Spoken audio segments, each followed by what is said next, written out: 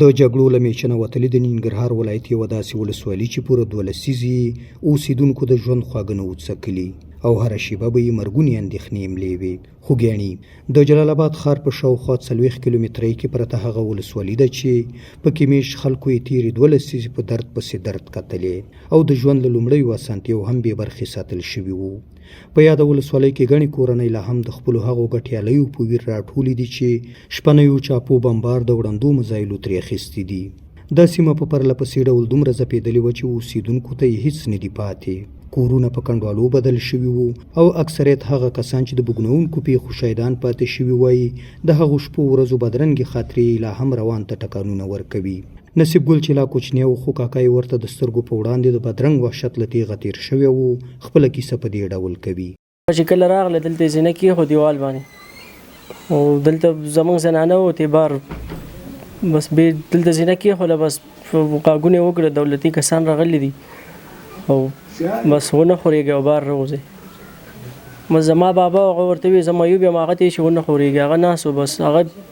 په ډېر هغه سره بس ما زړه پیدا شو لاړم ګیټ مې ورته خلاص کړو کمیګیان غوندې بس ولاړ و ما ورته ګیټ خلاص کړو بس راننوته بابا مې لاس نه ونیو بس په معیوب خپه باندې کش کوه هغه دیواله پورې بس په کش کوه باندې ویوړ چې ګیټ ما ورته خلاص کړو تره مې په بام باندې هغه ته مې ورکېوځه بس هغه زنانه مخکې شوه ماشومان یې غونډه کېباسل هغه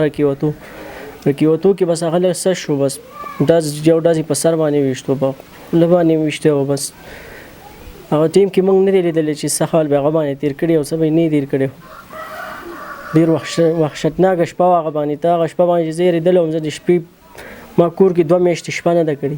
د ولسوالي نه یوازې دا چې څو کاله نه ده پاتې شوي ښوونځي روغتیایي مرکزونه او هغه عامه تاسیسات چې د یادې سیمې خلکو درلودل ټول ترې په ډېرې بې رحمۍ سره تروړل شوي او اوس یوازې نښې ورته پاتې دي. خوږیاڼو کې داسې کورنۍ هم شته چې په یوه شپه یې 3 او 4 غړي هم په شپنیو چاپو کې له لاسه ورکړي. د دوی په خبره که ژوند کولو ته یې د هیلو مراندې نه دي پرې شوي خو شیبه شیبه ورته په ویر بدله شوې او بیا یې هېڅکله خوښي نه ده لمانځلې. د خوږیاڼو ولسوالۍ قیوم خیلو اوسېدونکی خان اغا وایي کلی یې ډېر کوچنی دی خو د مړو هدیرۍ بیا د کورونو تر دروازو را رسېدلې ده. دومره به درته وایم چې ښه تنکي ځوانان 80 کسانو ته زموږ د دې کلي رسېدلي دغلته زموږ یو جمعیت په هغه رخطا کړو په دې خلکو 7 کسه پکې په یو ورځ شهیدان شو په یو سبایي د سندج بې سوه بې رحمانه پیښې دوه کړي که نه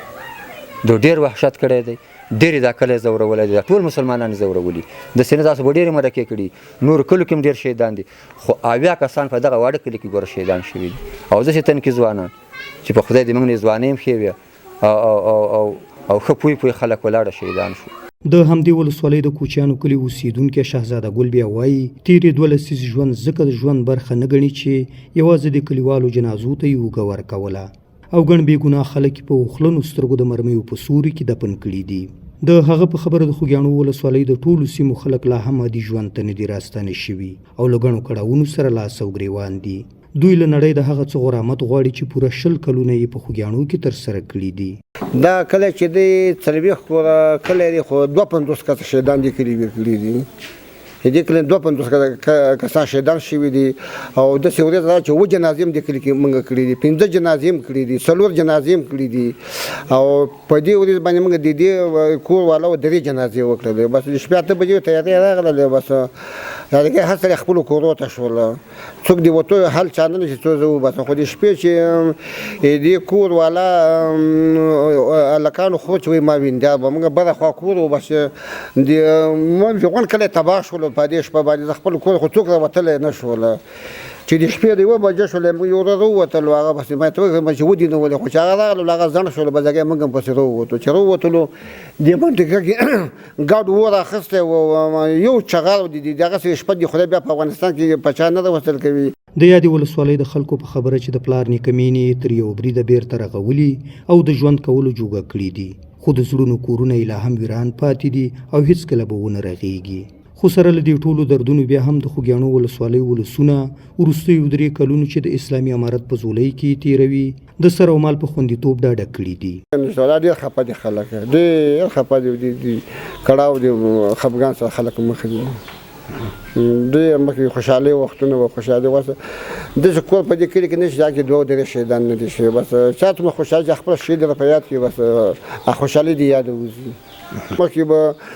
دا کګیلم څوک په ډاډه زړه نشو تللی خلک به ډارېدل اوس که شپه وي که ورځ وي خلک کابل هم تللی شي کګیل هم تللی شي جلالاباد هم اوس خلک ډېر خوشحاله دي امنیت د خوا نه اگر که غریبي شته خو دا غریبه به خدای ورکړي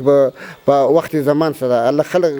د مشکل سره مخ غریبي ده خو امنیت د خوا نه خلک ډېر ډاډمن او ډېر خوشحاله دي. دا یوازې د ننګرهار خوږیاڼو ولسوالي نه ده چې تیرې 12 لسیزې د جګړو په تاوده بټ کې اوسیدونکو ژوند کړی دی او د ژوند د بقا لپاره ورته هیڅ نه دي شوي. په یاد ولایت کې ګڼې نورې ولسوالۍ او سیمې هم شته چې خلک یې په ورته برخلیک اخته دي. خو اسلامي امارت بیا تر وروستي بریده هڅه کوي چې اولیت هغو ولسوالیو ته ورکړي چې وړاندې د جګړو له امله سختې ځپل شوې وي تر څو په بېلابېلو برخو کې ورته خدمات ترسره کړي. سحرګل احساس، امید راډیو، ننګرهار.